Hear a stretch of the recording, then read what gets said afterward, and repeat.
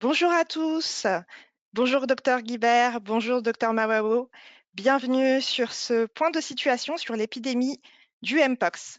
Avant de commencer le webinaire, est-ce que vous pourriez me confirmer dans la barre de questions que vous m'entendez bien, s'il vous plaît?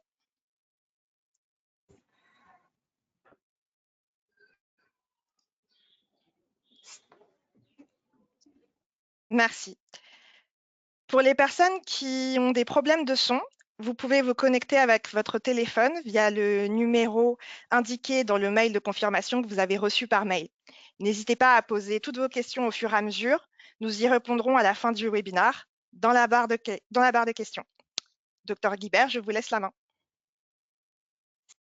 Merci Tatiana, bonjour à tous, bonjour à vous, ravi de vous retrouver pour un point de situation. Nous faisons suite au dernier webinaire qu'International SOS a organisé il y a 2 semaines déjà pour l'ensemble de nos clients, pour vous donner une situation de la réalité de cette épidémie à Mpox dans le monde.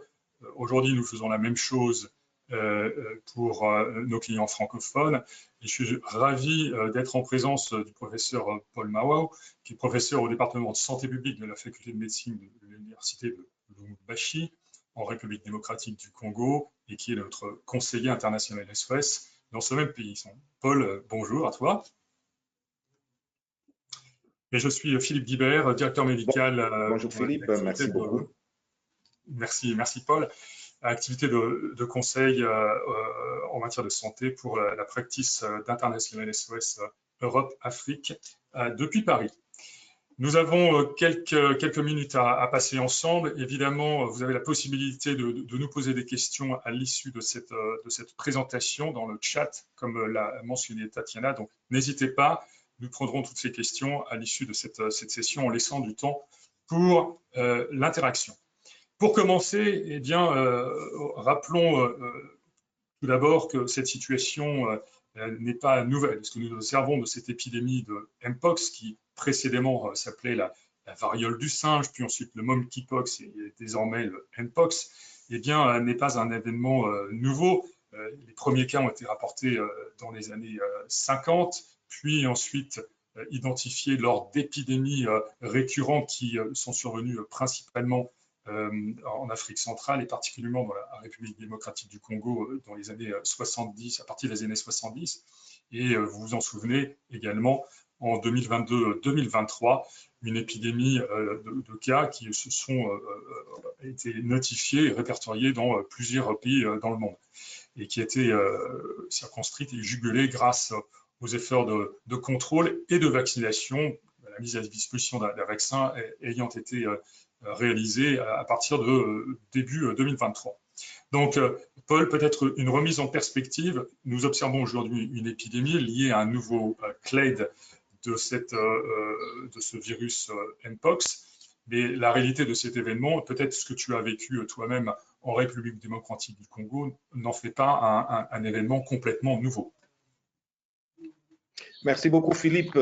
Effectivement, le Mpox aujourd'hui, ce n'est pas un événement nouveau parce que le premier cas humain, comme tu venais de le dire, a été identifié en République démocratique du Congo, au nord du pays, dans la province, l'ancienne province de l'Équateur, où le premier cas notifié était un enfant de 9 ans. Et depuis lors, nous avons toujours eu des cas dans cette zone et depuis tout ce temps, il y a eu principalement les régions au nord du pays qui ont été affectées, mais avec l'épidémie de cette année, la particularité est que presque toutes les provinces du pays commencent à être touchées et aussi la maladie est en train de s'exporter vers le pays voisin, notamment les pays frontaliers, le Rwanda, l'Ouganda et le Burundi, ce qui fait une crainte. Et une autre particularité de cette épidémie est que nous avons connu de tout ce temps la maladie causée par le virus de la souche appelée clade 1, mais aujourd'hui, nous avons une sous-classe, la clade 1B, qui est plus ou moins plus virulente que le virus précédent et qui se propage très rapidement dans le pays. La situation actuellement en République démocratique du Congo est que depuis la première semaine de l'année 2024 jusqu'à la 34e semaine, nous avons enregistré déjà 18 839 cas suspects, parmi lesquels près de 4 874 ont été confirmés par les examens de laboratoire et 621 décès. Donc, nous sommes en train de vivre une flambée épidémique avec 2 cas qui ne cessent d'être enregistrés tous les jours. Et ici, l'épicentre, c'est la province du Sud-Kivu, qui est la province voisine de la République du Rwanda, qui est à l'est du pays, dans une zone qui connaît des troubles avec la guerre et les déplacements de population, ce qui complique encore davantage la riposte dans cette zone. Merci Paul. Alors nous allons voir dans un instant la réalité de la situation telle que tu la vis en République démocratique du Congo. L'importance du sujet tient au fait que, comme tu l'as très bien mentionné, nous observons l'apparition du nouveau clade, on peut dire l'équivalent d'une souche de ce virus bien connu, hein, puisqu'il appartient à la même famille des virus que les virus de la variole, éradiqués dans les années 70. Et de ce fait, cette nouvelle clade possède des particularités qui fait qu'elle peut être transmissible dans l'environnement que tu vas décrire en République démocratique du Congo, se transmet dans des pays avoisinants, également a été répertorié à ce jour dans 2 autres pays hors du continent africain, en Suède et en Thaïlande. Peut-être y en a-t-il un 3e aujourd'hui en Jordanie. La question sera réglée dans les heures qui viennent. Donc, l'importance de ce sujet a été portée par non seulement le Centers for Disease Control africain, mais le lendemain par l'Organisation mondiale de la santé, qui a considéré que les conditions étaient réunies pour déclencher ce qu'on appelle une urgence de santé publique de portée internationale, qui est, je dirais simplement, un avertissement sur la sévérité potentielle de cet événement et qui met en marche les mécanismes internationaux prévus lors d'une urgence de santé publique, à savoir la coopération, le partage d'informations, la mise en place de recherches très spécifiques sur le développement non seulement de tests, mais également de contrôle, et la mise en place de ressources dédiées pour circonscrire le plus rapidement possible cet événement. Donc c'est le message que l'OMS a porté en déclarant cette urgence de santé publique de portée internationale, tel qu'il a été pour les précédentes épidémies, vous vous en souvenez, le Covid, mais d'autres précédemment. Voyons maintenant donc la situation en République démocratique du Congo. Tu l'as très bien mentionné, Paul, une situation qui non seulement existait précédemment, mais qui s'est révélée plus aiguë avec l'émergence de ce nouveau clade en septembre 2023, en particulier dans cette province. Est-ce que tu peux nous en dire plus sur le foyer, la transmission telle que vous l'observez dans cette province de l'Est de la DRC? Merci beaucoup. La maladie a toujours régné dans la partie nord, notamment dans la province de l'Équateur, mais actuellement, l'épicentre, comme je venais de le dire tantôt, se trouve dans la province du nord et du sud Kivu, donc dans la province où nous avons la ville de Bukavu. C'est là où nous avons le plus de cas. Et l'information que j'ai reçue hier est qu'ils ont enregistré encore 14 cas et un décès. Mais le total général sur l'ensemble du pays fait près de 18 800 cas, peut-être 19 000 déjà.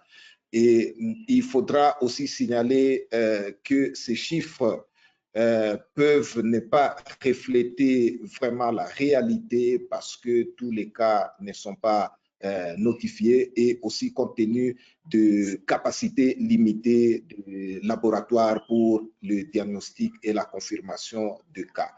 Et c'est un peu ça la situation que nous sommes en train de vivre. Si nous disons que les chiffres ne reflètent pas la réalité, c'est parce que sur les 18 000 cas déjà répertoriés jusqu'à ce jour, il n'y a que 50% qui ont pu avoir des échantillons prélevés et soumis au laboratoire. Et sur les 50% d'échantillons qui ont été prélevés, donc près de 9 000 échantillons, il y a 50%, donc autour de 52% presque, parce que c'est 4 870 cas qui ont été confirmés sur le 9 000. Donc, cela démontre à suffisance que, compte tenu des limites des capacités diagnostiques au niveau du laboratoire, la situation peut être encore plus grave que celle que nous sommes en train de voir actuellement. Alors, merci Paul pour ce point de situation que tu reflètes très bien et qui est en effet lié à la limitation dans la capacité à identifier les cas, à les tester, à les diagnostiquer. Ce qui est intéressant, et c'est aussi l'importance de ce sujet, c'est ce qui se passe dans les pays avoisinants de la République démocratique du Congo. Des cas de ce Mpox clade 1B ont été identifiés dans des pays limitrophes.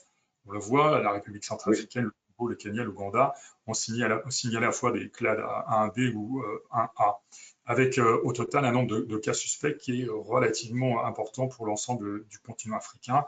Une majorité des cas qui sont concentrés aujourd'hui hors DRC dans le Burundi. Est-ce que tu peux nous en dire plus sur la situation de ces pays limitrophes avec lesquels vous avez des relations? Pas beaucoup d'informations claires, mais ce qui est à retenir est que les autorités sanitaires des différents pays se sont organisées pour mettre en place des activités transfrontalières. Quant à ce qui concerne la situation épidémiologique exacte dans ces pays, nous n'avons pas des précisions, mais nous savons qu'il y a des cas dans ces pays et aussi que les autorités sanitaires sont en train de mener des activités transfrontalières pour essayer de limiter au maximum la propagation de l'épidémie. Et est-ce que sais-tu si des mesures de contrôle aux frontières ont été déployées? On sait que certains pays dans le monde ont mis en place des mesures dans certains aéroports, à savoir des salles d'isolement ou des protocoles d'identification de personnes qui présenteraient des signes et des symptômes de la maladie. Es-tu au courant de telles mesures mises en place par les pays limitrophes de la République démocratique du Congo?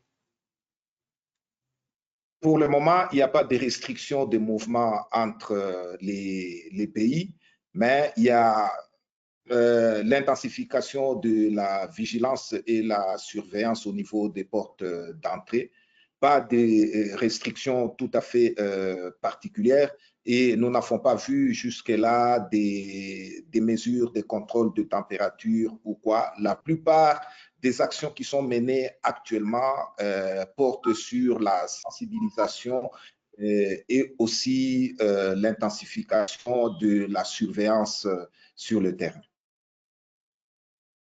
Très bien. Donc, les jours qui viennent vont peut-être être révélateurs de la réponse justement que souhaite apporter l'Africa CDC, Centers for Disease Control, qui travaille sur des plans de préparation et de réponse unifiés entre les différents pays du continent africain à cette maladie.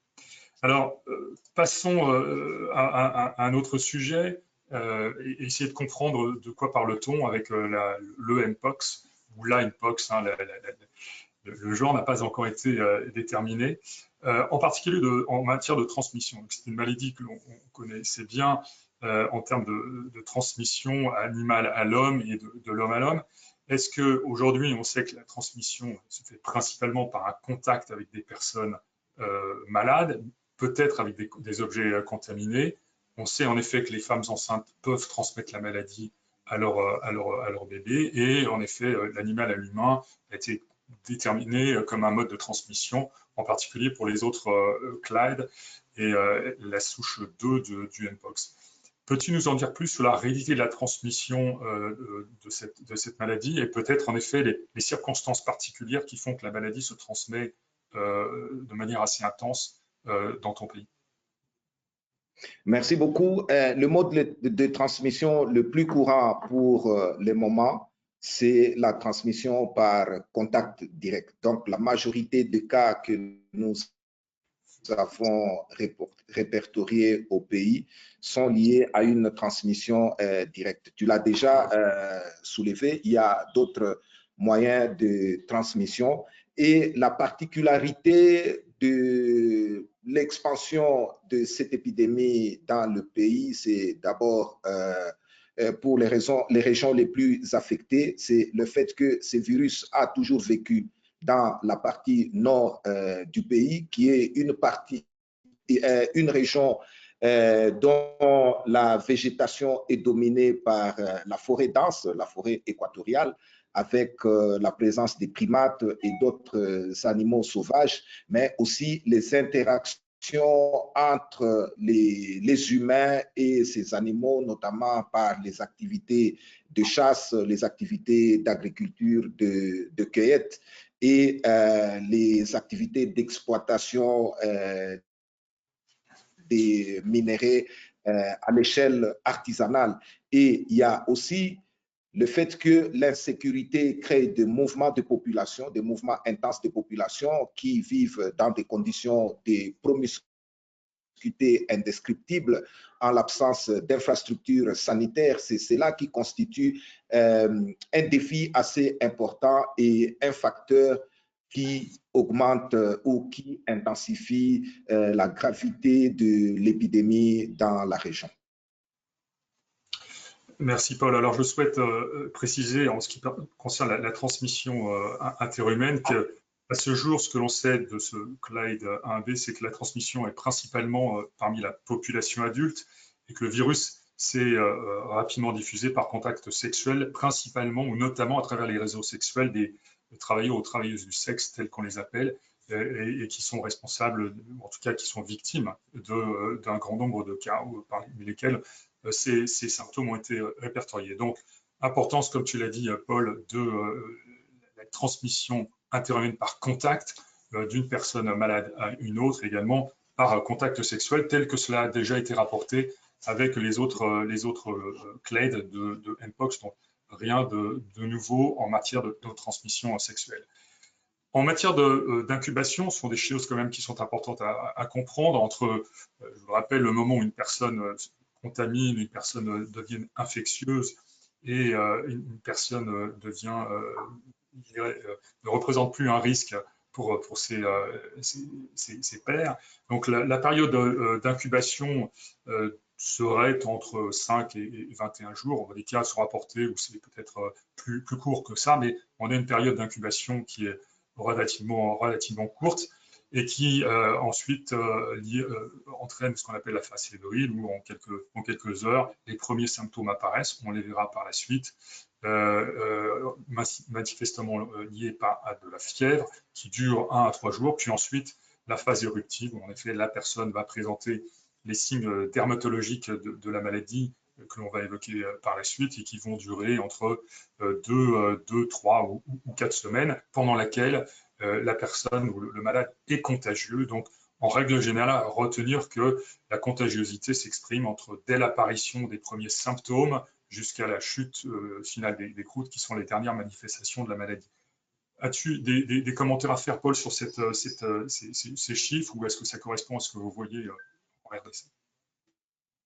Oui, cela correspond exactement à ce que nous voyons. Nous voulons insister principalement sur le fait que la maladie devient contagieuse à partir du moment où les premiers signes apparaissent. Et ici, c'est dès la phase fébrile, le patient devient déjà contagieux jusqu'à la dernière phase qui correspond à la cicatrisation des lésions cutanées avec chute des côtes. Et ce qui rend encore très difficile la possibilité de pouvoir protéger les patients, c'est le fait que la fièvre est un symptôme qui est très commun dans cette zone où nous savons que la première cause de la fièvre, c'est le paludisme. Donc, chez un patient qui présente la fièvre,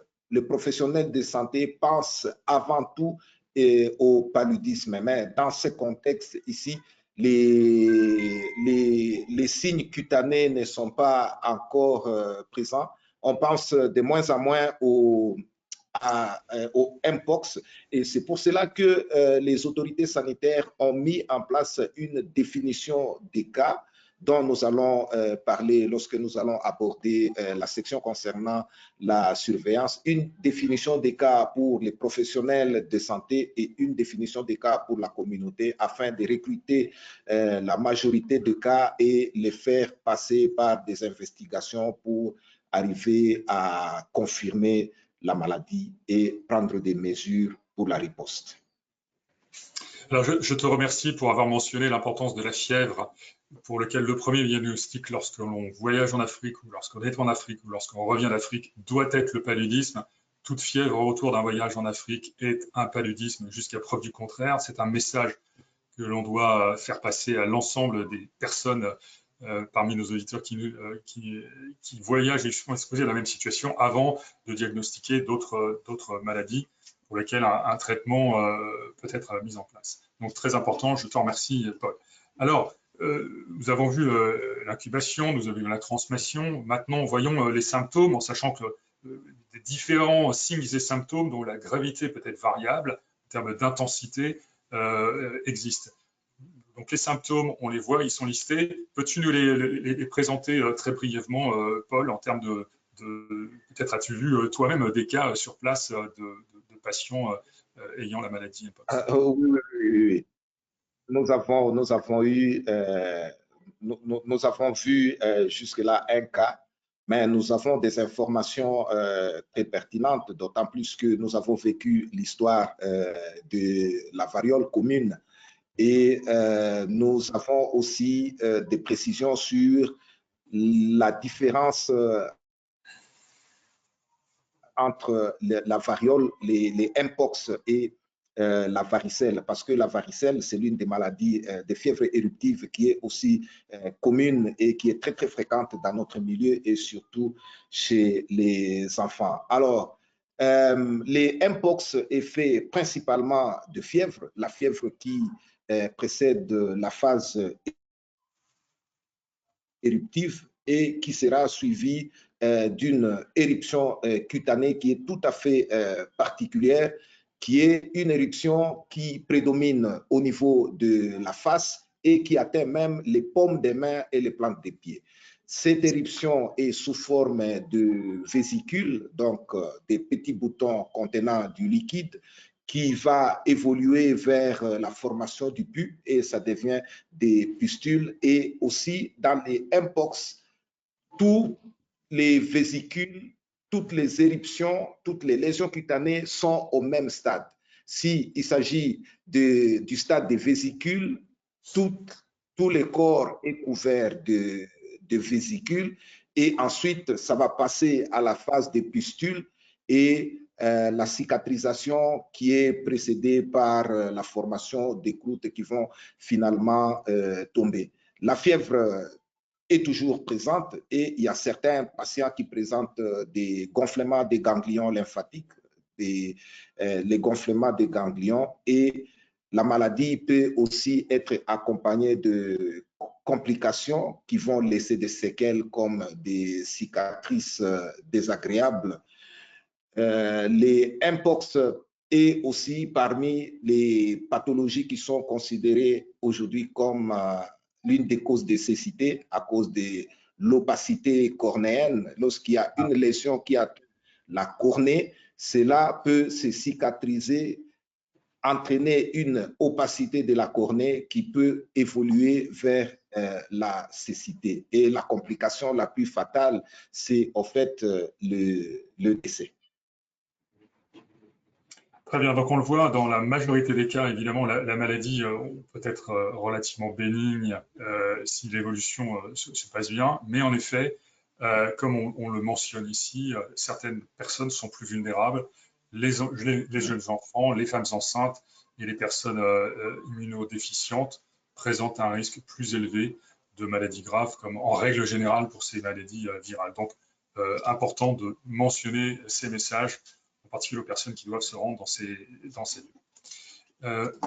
Voyons maintenant le mode de transmission. Donc, qui est à risque? On l'a vu, le mode de transmission par fluide corporel, donc déjà aussi par le contact, les lésions cutanées, les croûtes, toutes les éruptions, le partage d'objets contaminés, la literie, les vêtements ou les ustensiles. Donc, les recommandations sont liées au nettoyage ou au non-partage de ces objets.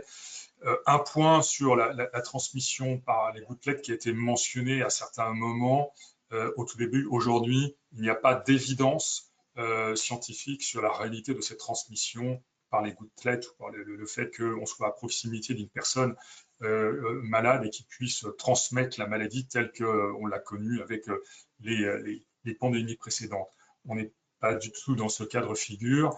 Et si jamais cela devait exister, ce serait absolument marginal par rapport au risque principal de transmission, qui est en effet la transmission par les fluides corporels et les contacts cutanés. Donc le risque relatif, il est véritablement lié aux personnes qui soit sont en charge de personnes malades, le personnel de santé, les personnes contacts d'un membre d'une famille, d'un individu qui présente véritablement ces signes et ces symptômes. Évidemment, les personnes qui sont engagées dans ces activités sexuelles qui peuvent les mettre à risque, soit de par leur activité. Paul, peut-être un commentaire en effet sur le risque que tu vois des personnes les plus exposées à cette maladie. Merci beaucoup, Philippe. Les personnes les plus exposées, notamment, c'est ceux qui entrent en contact direct avec les malades, les personnes affectées. Il est tout à fait évident que même si on fait cas de la transmission par voie aérienne, cela est très, très minimisable, d'autant plus que la charge virale est plus importante au niveau des lésions dermatologiques et dans les différents fluides corporels. Donc, c'est le contact direct principalement qui est parmi donc qui est à considérer comme le mode de transmission le plus important avec le contact sexuel, comme vous venez de le souligner. Et à cet effet, les cas des malades qui ont été diagnostiqués et confirmés positifs subissent un isolement. Et avec cette situation, c'est beaucoup plus les professionnels de santé. Il y a les enfants de moins de 15 ans, du moins pour les contextes de la RDC, les enfants de moins de 15 ans, les professionnels de santé et les professionnels de sexe qui constituent la population à risque et celle qui est beaucoup plus ciblée pour l'intervention prochaine. Merci Paul, et nous verrons justement ce point de la protection et de la vaccination dans un instant.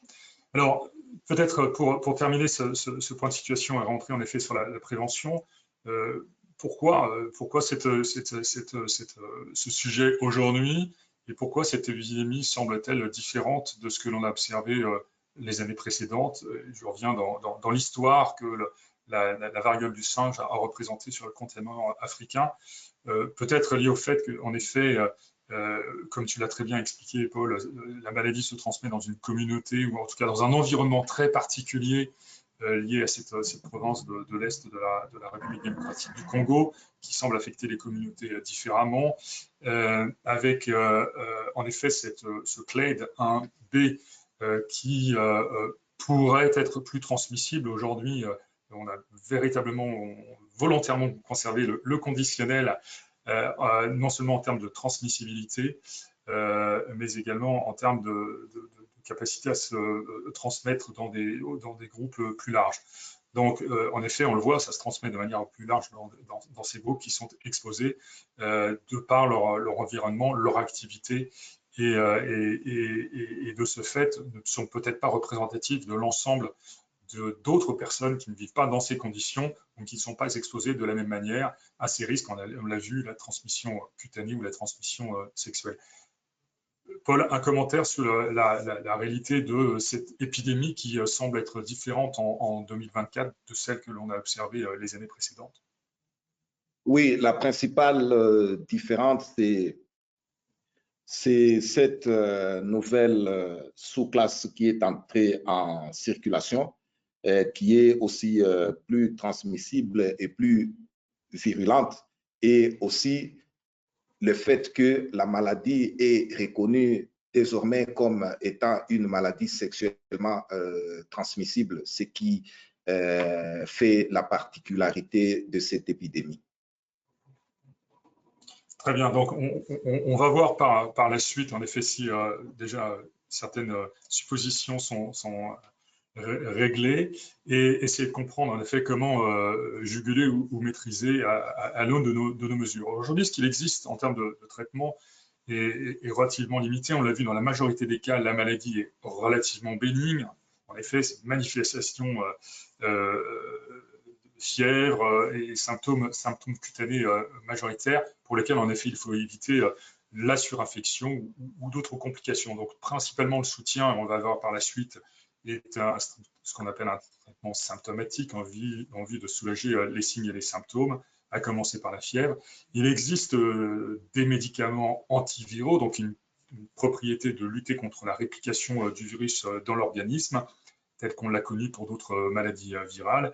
Un médicament antiviral qui est efficace contre la variole également. Je vous le rappelle, on est dans la même famille, qui s'appelle le tecovirimat, et dont l'efficacité est a priori confirmée. Des études sont assez en faveur de l'efficacité de ce médicament antiviral qui était utilisé dans certains pays.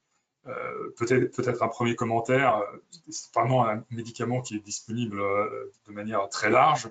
Il est relativement limité dans certains pays et certainement pas d'une utilisation majeure, même à destination des personnes qui ont été exposées, qui sont des personnes contact aujourd'hui dans nos pays. Donc, la bonne nouvelle, c'est qu'en effet, un antiviral est disponible. Évidemment, il faut relativiser sur sa disponibilité et la possibilité de se faire prescrire ce médicament hors d'une structure hospitalière. Paul, peut-être des commentaires en effet sur le traitement, en tout cas symptomatique, et puis peut-être lié à ces antiviraux.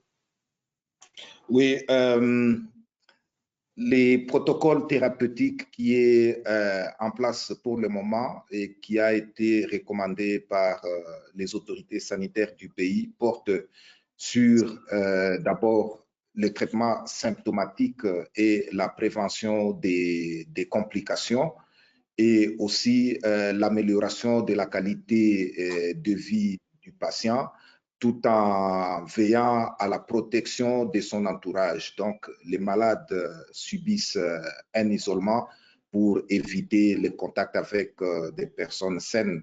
Et pour ce qui concerne le traitement, les antiviraux sont recommandés, mais difficiles à trouver dans notre contexte, compte tenu de la disponibilité de médicaments et même de leur qualité.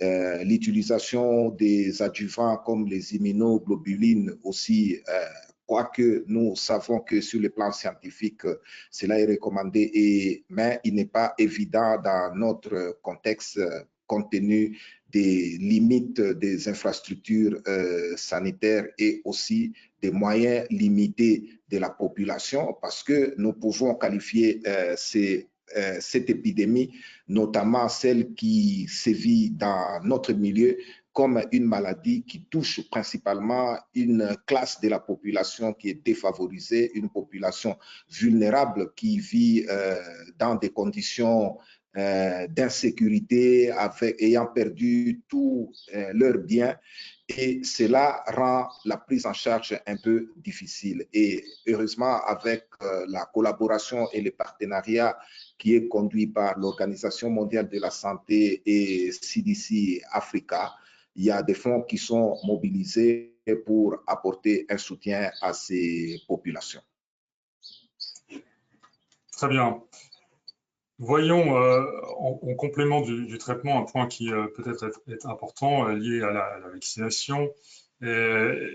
Aujourd'hui, nous avons à disposition des vaccins contre le Mpox qui sont dérivés des premiers vaccins qui ont été conçus pour lutter contre la variole, dit les vaccins de première génération. Nous sommes actuellement au vaccin de la troisième génération et qui sont disponibles, en effet, en particulier, et j'allais dire, plutôt dans nos pays, mon cher Paul, et peut-être pas complètement arrivé dans les territoires sur lesquels ils sont le plus nécessaires, j'allais dire, en particulier en République démocratique du Congo et en Afrique centrale.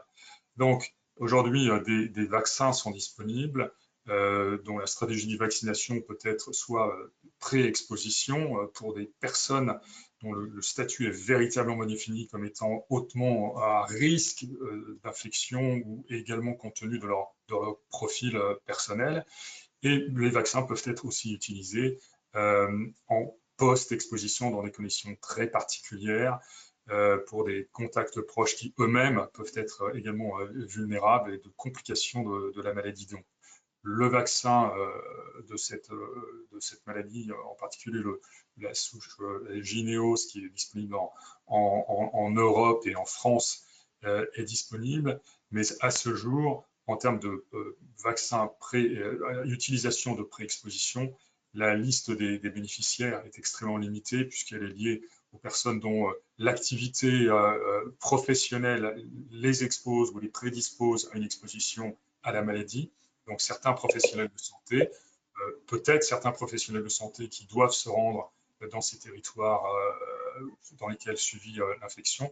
Et comme on l'a dit précédemment, les personnes qui ont une activité qui les expose liée à leur activité professionnelle ou sexuelle à un risque accru d'infection et dans ce cas sont éligibles à la vaccination pré-exposition. Je reviens sur la situation en République démocratique du Congo, Paul. Que sais-tu de la disponibilité ou peut-être de la disponibilité future des vaccins ou des campagnes de vaccination dans votre pays? Avec l'appui de l'OMS et CDC Africa, le pays a reçu près de 250 000 doses, ce qui est insuffisant.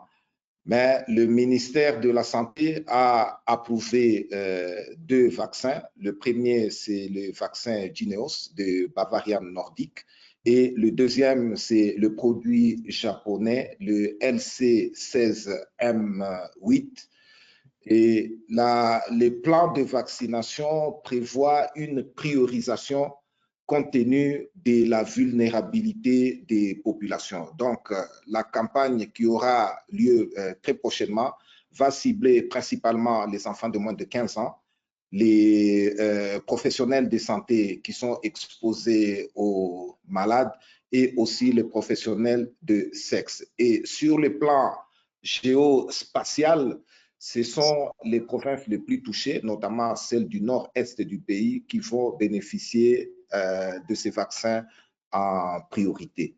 Donc, les experts du ministère de la Santé, en collaboration avec CDC Africa, l'OMS et tous les acteurs, sont en train de préparer un plan de riposte par la vaccination. Il est quand même nécessaire de noter que les doses des vaccins qui ont été rendues disponibles ne pourront pas suffire pour couvrir les besoins de la population compte tenu de l'étendue du pays et de sa densité démographique.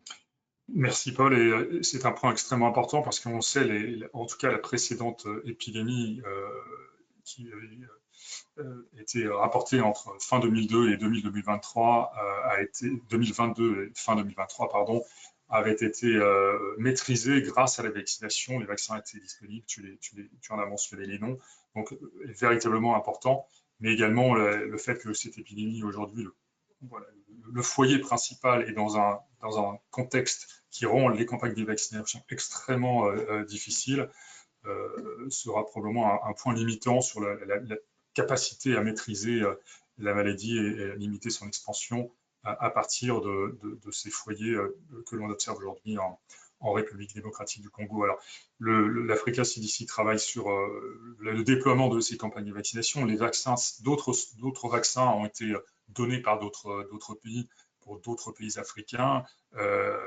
et vont probablement être mis à disposition pour les personnes à risque, probablement les personnes des services de santé pour commencer, également toutes les personnes qui ont été identifiées comme vulnérables. Donc ceci va prendre du temps, évidemment. On entend également parler du déploiement de capacité de production de ces vaccins directement en Afrique avec des transferts de technologie. Tout ceci prendra du temps. Évidemment, on ne sera probablement pas lié à la phase aiguë de cette épidémie, mais permettra d'éviter son extension dans d'autres territoires. Voyons la prévention. On a vu donc les traitements et la possibilité de la vaccination. Qu'en est-il de la prévention, qui est l'axe majeur de la lutte contre cette maladie aujourd'hui? Évidemment, d'un point de vue de santé publique, c'est la recherche de cas contacts, de cas suspects, et à partir du moment où des cas ont été confirmés, des cas contacts qui vont nécessiter une surveillance de leur propre état de santé. Je ne pense pas qu'on parle encore de quarantaine ou d'isolation, ou en tout cas de quarantaine dans certains pays, mais c'est plutôt l'isolation des cas confirmés qui est nécessaire pour justement éviter la propagation à d'autres personnes.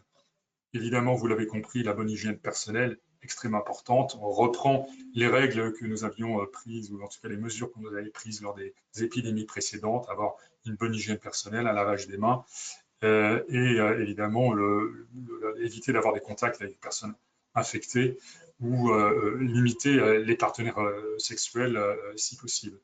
Le port d'un masque, nous l'avons bien mentionné, il est vraiment limité aux personnels de santé qui sont en contact prolongé avec des personnes malades. Donc aujourd'hui, il n'est pas recommandé d'investir dans les masques. On ne repart pas dans une situation que nous avions connue avec la pandémie de Covid-19.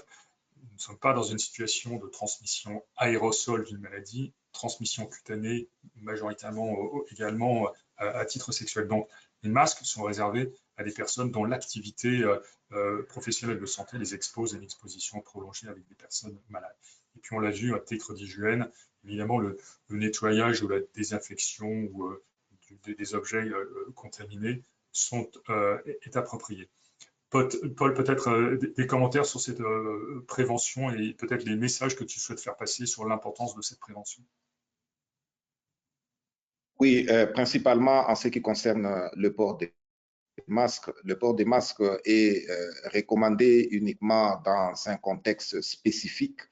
Lorsque nous avons des professionnels de santé, par exemple, qui sont en contact avec les personnes affectées, les malades. Et ici, dans notre pays, tous les cas sont mis en isolement. Donc, c'est pas la quarantaine, mais c'est l'isolement juste pour les empêcher d'entrer en contact avec les personnes saines. Et les autres mesures d'hygiène générale que nous avons observées pendant la pandémie de Covid-19 sont aussi valables. En fait, nous devons considérer que la protection avec la prévention par des mesures d'hygiène constitue un moyen efficace et efficient qui peut nous aider à pouvoir contrôler l'épidémie. Et de ce fait, il faut insister sur la sensibilisation parce que ce qui tue la population, c'est quand elle n'a pas l'information et la transmission de la bonne information, la formation sur les bonnes pratiques, que ce soit à domicile ou en milieu hospitalier ou dans des rencontres en général, cela peut contribuer de manière efficace et efficiente à pouvoir limiter la propagation de l'épidémie et aussi veiller à la sensibilisation des personnes qui ont des contacts sexuels avec plusieurs partenaires parce qu'ils constituent une population à haut risque. et cela est difficile à pouvoir maîtriser. Tout à fait. Et donc, à ce titre, je souhaite quand même insister sur le fait que, en particulier pour les personnes qui nous écoutent et qui sont responsables de voyageurs à destination de pays africains et peut-être même de la République démocratique du Congo, le risque de transmission peut être complètement maîtrisé à partir du moment où on respecte les recommandations que tu viens de commenter, Paul, en matière d'hygiène personnelle, en matière d'éviter les contacts qui sont responsables de la transmission, se mettre dans des situations où potentiellement le risque d'infection existe. Donc, le message à faire passer aux voyageurs est de garder raison. Cette maladie est contrôlable à partir du moment où on met en place ces mesures de prévention et d'hygiène qui sont applicables, je dirais, à beaucoup d'autres pathologies lorsqu'on voyage en Afrique et qui ne nécessitent pas de recommandations spécifiques liées au Mpox en dehors de ces recommandations majeures. Pour terminer, avant de passer aux questions que vous avez peut-être en complément de cette situation, pour terminer, eh bien, ce que nous savons aujourd'hui, vous l'avez compris, c'est que cette infection, cette maladie Mpox se transmet par contact étroit ou avec voilà, des personnes qui ont les signes et les symptômes de la maladie ou avec éventuellement des ustensiles qui ont été souillés. Encore une fois, quelque chose qui est maîtrisable, ce n'est pas facilement transmissible d'une personne à une autre. Il n'y a pas de transmission aérosol ou aéroportée telle qu'on l'a vécu lors des pandémies précédentes.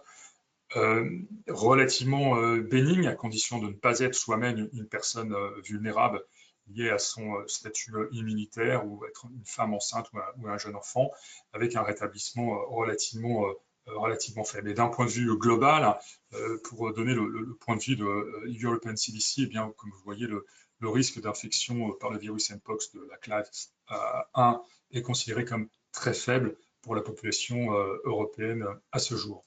Donc, encore une fois, à moins de se mettre dans des situations très particulières lors d'un voyage à l'international dans les pays dans lesquels l'épidémie sévit, le risque aujourd'hui est extrêmement limité pour les autres. Ce que nous ne savons pas, il y a encore beaucoup d'inconnus. Pourquoi cette épidémie surgit aujourd'hui? On l'a vu, apparition d'un nouveau clade 1B, qui est voilà, une nouveauté dont les particularités, les propriétés ne sont pas complètement connues en termes de transmissibilité, en termes de sévérité, et également en termes de population à risque. Aujourd'hui, les données sont encore en souffrance pour avoir une véritable compréhension des propriétés, y compris, on ne l'a pas mentionné, mais y compris de la mortalité qui voilà, est assez importante en République démocratique du Congo pour certaines classes de population, mais certainement pas applicable à d'autres personnes qui ont été contaminées par la maladie. Voilà, tu y faisais référence, Paul, tout à l'heure. Y a-t-il d'autres cas qui circulent, qui ne sont pas détectés et qui ne sont pas dépistés et qui participent à la diffusion de la maladie? Et puis également des questions sur l'efficacité de ces traitements à long terme. Y aura-t-il d'autres traitements et y aura-t-il suffisamment de vaccins pour protéger les personnes dont l'activité ou le profil les expose plus particulièrement à cette maladie? Donc voilà encore une fois l'incertitude sur les données que nous avons liées à la maladie. Paul, éventuellement, tu souhaites commenter sur ce que nous ne savons pas encore aujourd'hui et peut-être à l'aune de ce que tu vois en République démocratique du Congo. La grande question, c'est cette incertitude. Nous ne savons pas. Le virus a vécu dans le pays depuis très longtemps. Brusquement, il y a une variante qui apparaît. Cela constitue un très grand point d'interrogation. Pourquoi? Et à partir d'où?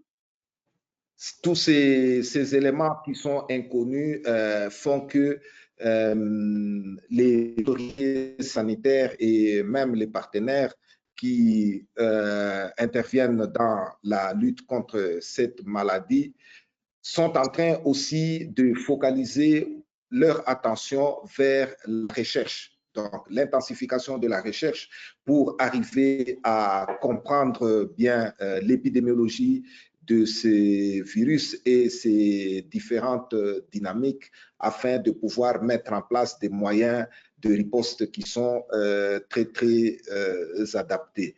Et l'autre grande question, ça c'est la question générale qui est posée dans notre population ici, c'est de savoir pourquoi ce virus est brusquement devenu une maladie à transmission sexuelle, et cela crée beaucoup de remous au sein de la population, surtout la population sexuellement active.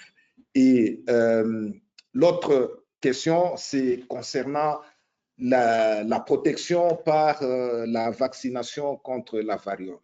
Moi, personnellement, j'avais bénéficié de la vaccination contre la variole, qui a prouvé d'ailleurs son efficacité parce que la maladie a été éradiquée depuis les années 70 et la vaccination a été arrêtée depuis 1980. Et au niveau du ministère de la Santé, en République démocratique du Congo, on est en train de réfléchir sur la classification, donc la ségrégation des cas pour voir combien de personnes nées avant 1980 et ceux qui sont nés après 1980 sont plus affectés pour arriver à trancher sur l'immunité croisée concernant les Mpox et la vaccination contre la rougeole. Mais les idées de tous les scientifiques convergent avec plus ou moins de certitude sur la présence de cette immunité croisée, mais il faut des études pour arriver à le confirmer. Si tel est le cas, cela pourra réduire le fardeau en termes de vaccination, parce que toute cette population qui avait bénéficié du vaccin avant 1980 sera exclue de la cohorte de ceux qui doivent être vaccinés. Mais attendons voir les spécialistes qui sont dans les laboratoires, ce qu'ils vont nous donner comme résultat. Très bien, l'avenir nous le dira, mais en effet, ce serait une bonne nouvelle. Exactement. Juste pour terminer, vous nous connaissez bien chez International SOS. Notre rôle, c'est de vous apporter de l'information et ici même, nous tentons de le faire en vous donnant la réalité de cet événement tel que nous le percevons du terrain.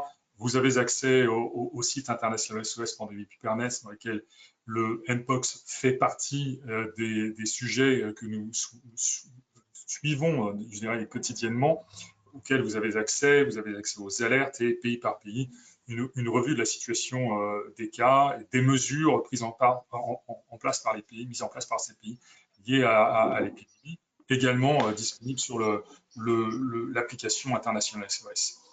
Et vous avez également accès, si nécessaire, à des supports et des conseils en matière de préparation de réponse à cet événement, à la fois en termes d'information vis-à-vis de vos collaborateurs, vis-à-vis de vos employés, mais également vis-à-vis des personnes en charge de la préparation et de la réponse à cette crise, où que vous soyez concerné au siège, ou sur le terrain. Donc, voilà le support que vous pouvez obtenir d'International SOS. Eh bien, Tatiana, il nous reste une petite dizaine de minutes pour des questions et des réponses, et je te laisse nous les partager. Tout à fait, Philippe. Alors, la première, quel est le taux de létalité de la maladie?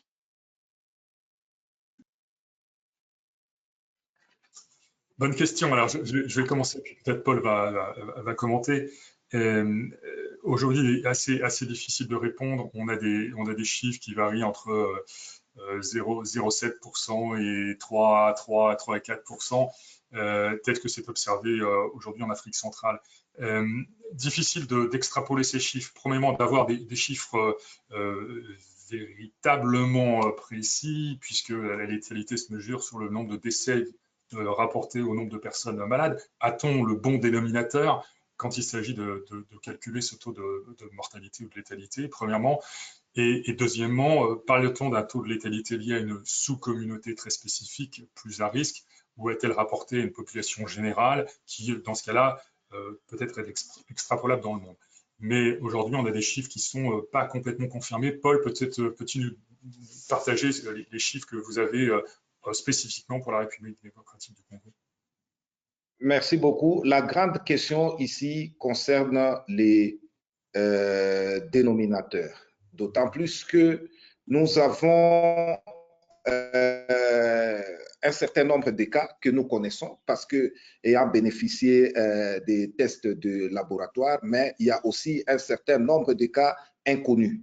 Et sur base des examens de laboratoire qui ont été réalisés et que les cas confirmés ont été retenus, sur les 4874 cas confirmés en République démocratique du Congo, il y a eu 621 décès, ce qui présente une létalité autour de 3,3, mais c'est un chiffre qui est tout à fait indicatif, d'autant plus que nous avons des problèmes pour arriver à répertorier tous les cas afin d'avoir un bon dénominateur qui pourra nous permettre de pouvoir dégager les taux de létalité le plus réalistes. Mais nous sommes autour de 3,3% pour le moment. Alors, il nous reste tout juste le temps pour une ou deux questions supplémentaires. Pour celles auxquelles on n'aura pas le temps de répondre, nous y répondrons, vous nous y répondrons par mail après cette session. Donc, deuxième question, une personne ayant attrapé le Mpox est-elle immunisée après avoir contracté la maladie? Paul? Oui, par expérience, nous considérons qu'une personne qui a fait le Mpox va bénéficier d'une immunité à vie.